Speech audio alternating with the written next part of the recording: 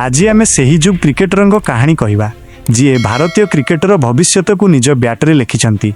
जेतेबेले प्रतिभा बयसर सीमा को लंघी जाए सेतेबेले एपरी किछि रेकर्ड सृष्टि हुए जहाँ विश्व को चमकाई दिए। यही युव खेलाड़ी हेउचंती वैभव सूर्यवंशी। मात्र 14 वर्ष बयस वैभव एशिया कप राइजिंग स्टार्स 2025 रे जो प्रदर्शन कले ताहा केवल एक खेल नुहे बरं एक भविष्यतर आरंभ। सही छोट बयस तांकर आत्मविश्वास देखिले लागुथिला जेमिति से वर्ष वर्ष धरी आंतर्जातीय क्रिकेट खेली आसिछंती। तांकर संख्या गुड़िक शुणंतु। मात्र 211 बॉलरू से संग्रह करिछंती 466 रन। यह केवल रन नुहे, यह हेउछि क्रिकेट प्रति तांकर असीम भल पाइबा एवं प्रतिबद्धतार प्रमाण। एही रन मध्यरे सामिल अछि 36 चौका एवं चित्ताकर्षक 44 छक्का। प्राय 220.85 घातक स्ट्राइक रेट कहीदिए जे से बैट धरिले केवल ध्वंस ही हुए।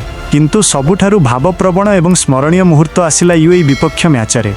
जेतेबेले दल को तुरंत एक बड़ स्कोर आवश्यक थिला सेतेबेले वैभव मात्र 32 बॉलरे निजर शतक पूरण करी समस्तंकु आश्चर्य करदेले। एक छोट पिलार दृढ़ता सेही स्टाडियम को कंपाई देइथिला। शेषरे 42 बॉलरू 144 रन करी से मैच को एकपाखिया करदेले। सेदिन तांको आखिरे थिबा चमक क्रिकेटर नुआ इतिहास लेखुथिला। तांकर सबुठारु बड़ सफलता हेउछि T20 फॉर्मेट रे 2टी शतक हासिल करिथिबा सर्वकनिष्ठ बैट्समैन हेबा। एही रेकर्ड पूर्वरु फ्रांसर गुस्ताव मैकनंक नाम रे थिला जी 18 वर्ष बयस रे एही सफलता हासिल करिथिले। किंतु वैभव मात्र 14 वर्ष 232 दिन रे एहाकु भांगी एक असाधारण रेकर्ड सृष्टि करिसंती।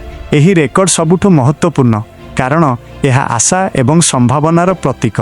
वैभव सूर्यवंशी एही प्रदर्शन केवल एक खेलाड़ीर प्रदर्शन नुहे, यह हेउछि कोटी कोटी भारतीय युवकंक पई एक प्रेरणा।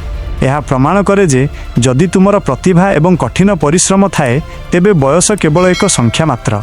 वैभवंक यात्रा एबे आरंभ एवं भारतीय क्रिकेट तांकठारु आहुरी अनेक महान कीर्ति देखिबाकू अपेक्षा करिछि। से निश्चित भावरे आगामी दिन में विश्व क्रिकेटर जड़े महान खेलाड़ी